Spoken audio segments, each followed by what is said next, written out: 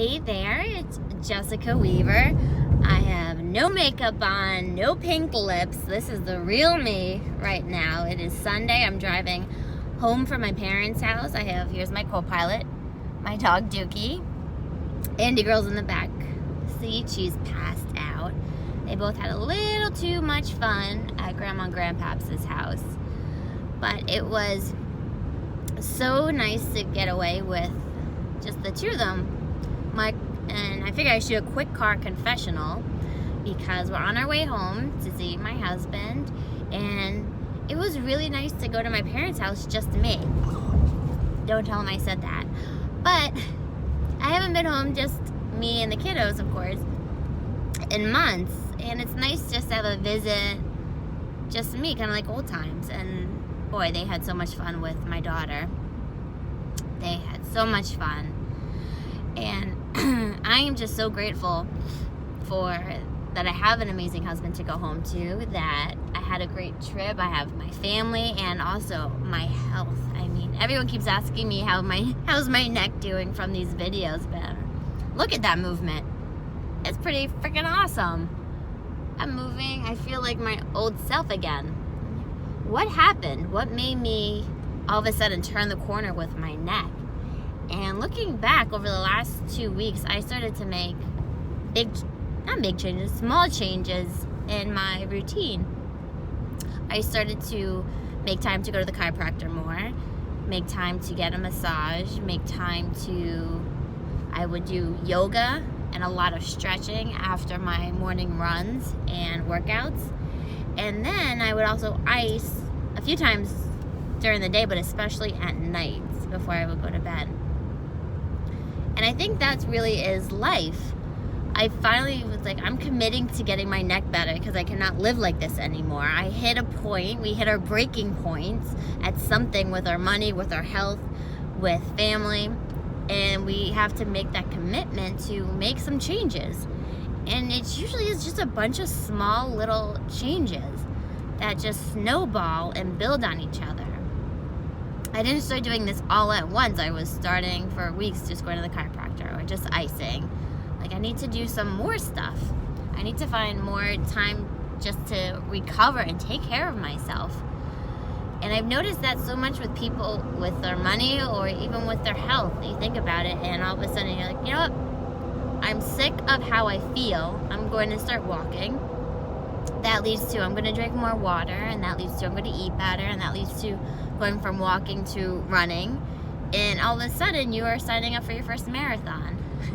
Maybe not that quickly, but it's all about the small changes. And I talk about that a lot in my book, Strong Woman, Stronger Assets. And all these little tweaks we can make to our relationship with money to make it so much better. Just like any relationship, all of a sudden if you pay a little bit more attention to your husband or your wife or your kids, and you put a little bit more into that relationship, you start cooking for them, you give them massages, all those little things add up. And the same thing with your money. You start paying attention to where you spend your money.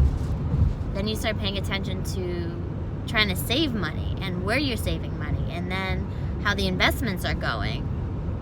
I just had a call with a client, and she's a younger client. She inherited some good money, and she goes, you would be so proud of me. I look at every statement every month, and I don't really know what's going on yet, but I said to her, that is the first step. You're going to start recognizing trends in your investments. You're going to start asking better and better questions and understanding what to focus on, what to ask, and you're just going to keep becoming a better investor. And it's true even with the women in my retirement. I think we all hit a breaking point at some point in our life, whether it's with our career and we just need to get out and retire, or get out and transition into retirement with another job.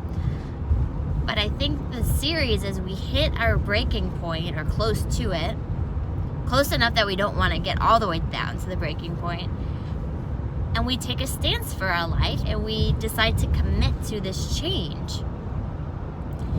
And then once we commit, what is that first step after the commitment to keep us going? What is that first tweak or modification or something we can do? And one woman who joined my Strong Retirement Club. She was so sick of work, didn't know what to do, felt very stuck at her job. And she came to one of my retirement roundtables before joining the club, and I had them all write out a retirement card to themselves. And she wrote down her retirement date.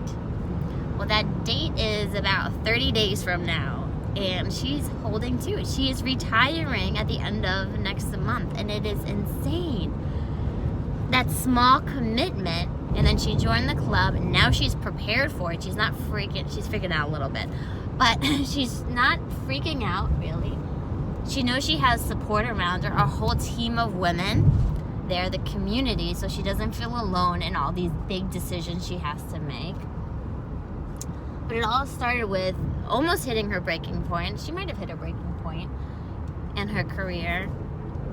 Taking action, making that commitment to herself for change, and putting together all the pieces to make that change happen. Just like I put together all these pieces to make my neck feel better. So I think that is starting to end these on a challenge for you, who's ever watching these, that what is, I hope you're not at your breaking point, but sometimes you have to hit that pain level in order to make a change. So even if you aren't there yet, think back to the most painful memory of money or a situation with money. What would you do for that never to happen again? Think about that. What would you pay? What would you implement? What would you do for that to never happen again? To never feel that pain again? It's like the pain with my neck. What would I do to never feel that pain again? I would do a lot. And I am doing a lot. I'm looking into it. And if you are at that breaking point, are you ready to make that commitment to yourself, to take that stance for your life? And if so, why don't you take that? Why don't you stand up for your life? And then why don't you find a partner or somebody to help you with those small changes you're going to have to make? When you do it with a partner, when you do it with a mentor or coach, an advisor, somebody, it's not as scary because you're doing it with guidance, you're doing it with clear intention, and you're not just trying all these random things, seeing what's going to work. So that's my challenge for you. Are you at your breaking point or near it?